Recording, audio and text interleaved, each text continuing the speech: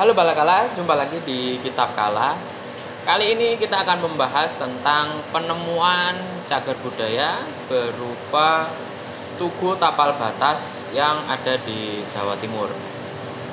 Lalu di tahun berapakah kira-kira tugu ini dibuat? Dan ada nilai penting apa dari cagar budaya ini? Kita bahas di Kitab Kala.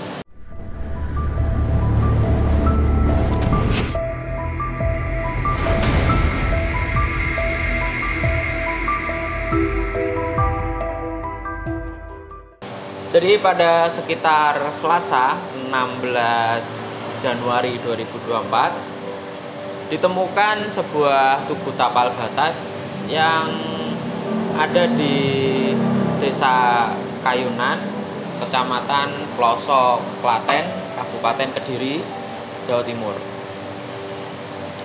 Jadi dari tim pelestarian kebudayaan atau BPK wilayah 11 Jawa Timur, dulunya namanya Balai Pelestarian Cagar Budaya Jawa Timur, itu sudah melakukan penyelamatan dan penelitian awal ya terkait dengan temuan di Kediri ini. Kalian bisa cari di internet juga tentang berita-beritanya, udah banyak yang meliput, yaitu tentang penemuan tugu tapal batas di Kediri, Jawa Timur. Untuk tugunya sendiri berbentuk seperti ini dan memiliki ukuran tinggi sekitar 170 cm dengan tebal 76 cm. Jadi ini nggak cuma ditemuin tubuhnya aja, tapi juga ada temuan lain, yakni ada balok batu andesit, batu bata merah kuno, dan fragmen artefak batu andesit beserta ornamennya. Temuan ini berawal dari penggalian lahan untuk tanah uruk, jadi tidak ditemukan langsung oleh Balai Cagar Budaya atau Balai Pelestari Kebudayaan, tapi ini ditemukan oleh warga sekitar gitu. Untuk kegiatan pendataannya sudah dilakukan oleh pihak-pihak yang saya sebutin tadi untuk mendata temuan awal gitu, karena di cagar budaya ini, di tugu tapal ini, itu dia terukir tahun sebagai penanda tugu ini dibuat, yaitu terukir tahun 1123 Saka, yang mana jika kita telusuri kronologi kerajaan di Jawa Timur zaman dulu, di tahun 1123 Saka ini adalah sekitar pemerintahan Kertanegara, yang mana Kertanegara sendiri itu dia masih keturunan dari Ken Arok, raja pendiri Singosari. Dengan adanya ukiran seperti ini, atau kita mengetahui angkanya, kita akan tahu, oh, bangunan ini fix dibuat di tahun sekian, sehingga pada tahun di sekitar tahun 1123 Saka ini, itu dia akan bisa mempunyai acuan atau gaya seni atau struktur tugu ya yang sesuai dengan tahun itu. Jadi kan biasanya kalau kita ketemu cagar budaya, misal candi, terus dia nggak ketemu prasasti atau ukiran tahun yang ada di candinya, kita biasanya hanya akan menyebutkan ini ada di sekitar gaya abad berapa, atau ini ada di sekitar pemerintahan siapa gitu. Jadi dia tidak ada fix tahunnya, sehingga rentan waktu yang dibutuhkan atau rentan waktu yang akan diisi oleh gaya-gaya tertentu di sebuah masa itu akan sangat banyak gitu. Kalau ini kan dia langsung fokus dan kita akan tahu gitu apa sih gaya yang ada di tahun 1123 Saka ini. Buat yang belum tahu bagaimana tadi saya menyebutkan terus tahunnya adalah tahun Saka, lalu itu sebenarnya tahun berapa Masehi, kalau kalian googling bagaimana cara menghitungnya, itu dia dari Saka untuk ke Masehi itu cukup ditambahkan 78 tahun, karena satu Saka itu dimulai di tahun 78 Masehi.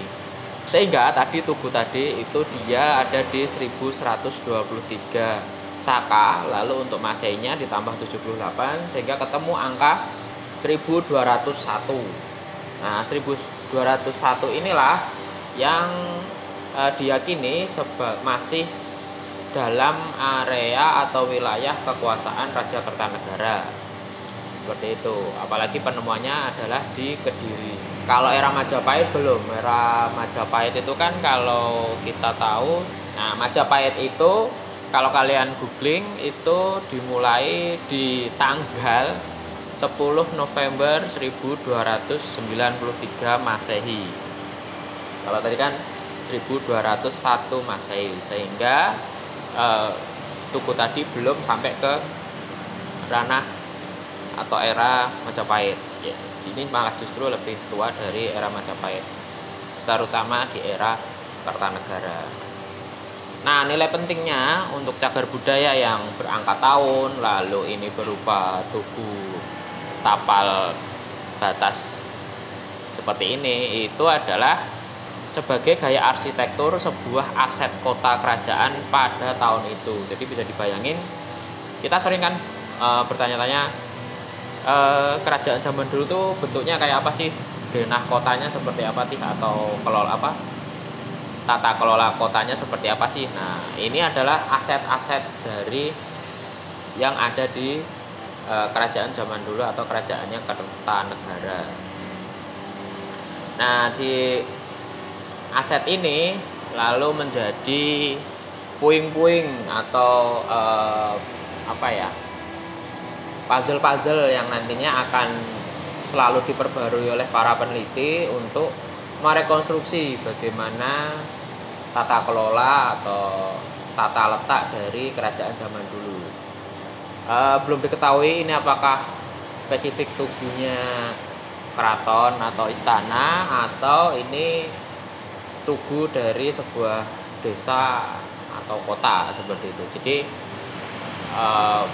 kita tunggu penelitian selanjutnya, yang mana ini masih didata oleh Balai Pelestarian Kebudayaan atau BPCB Jawa Timur. Lalu setelah ditemukan seperti ini biasanya diapakan? Nah, kalau ada beberapa tindakan yang dilakukan. Kalau misal cagar budayanya bisa dipindah atau digeser, dia akan diamankan ke tempat yang aman, mungkin juga langsung dibawa ke Balai Pelestarian jika memungkinkan untuk dibawa. Yang jelas awal mula untuk dilakukan penanganan adalah diamankan kayak gitu. Untuk selanjutnya diteliti. Apakah ini nanti menjadi koleksi museum ataukah dikembalikan ke tempatnya dengan penataan ulang tempat penemuannya, itu nanti biasanya yang menyarankan adalah dari para tim peneliti. Dan inilah pentingnya untuk melaporkan penemuan cagar budaya yang kita temukan di sekitar kita.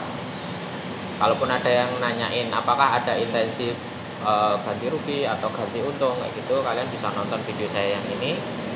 Itu yang jelas semuanya bisa atau sudah diatur oleh pemerintah. Begitu saja Balakala, terima kasih telah menyimak Kitab Kala.